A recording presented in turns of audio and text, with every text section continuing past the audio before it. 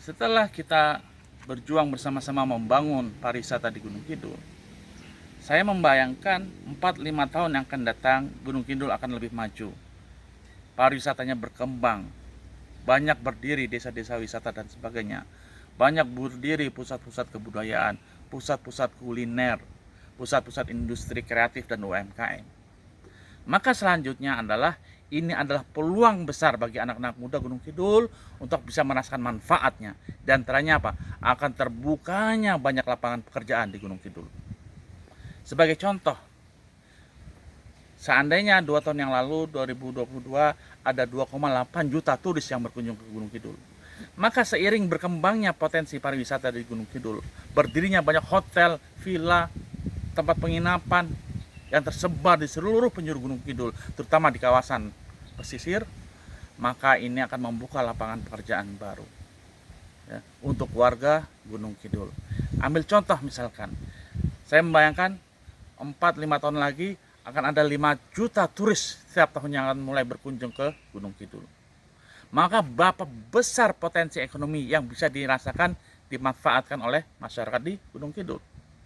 Ambil contoh misalkan, ketika para turis berkunjung ke Gunung Kidul, mereka butuh transportasi untuk berpindah dari satu tempat wisata ke tempat wisata lainnya, dari satu objek wisata ke objek wisata lainnya, dari hotel ke bandara atau dari bandara ke hotel. Pergerakan turis yang begitu masif tentu membutuhkan daya dukung transportasi yang itu diberikan jasa tersebut oleh anak-anak muda Gunung Kidul. Maka saya membayangkan ke depannya pendapatan masyarakat Gunung Kidul akan melonjak bisa 5 hingga 10 kali lipat dibandingkan apa yang didapat saat ini. Saya ambil contoh dari transportasi saja.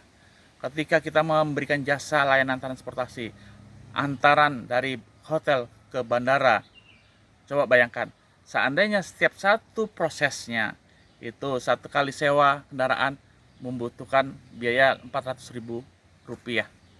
Jika dalam satu hari anak muda Gunung Kidul mendapatkan orderan 2 atau 3 kali menghantar dari hotel hingga ke bandara, pendapatan mereka bisa mendapatkan 800.000 hingga 1,2 juta dalam satu hari.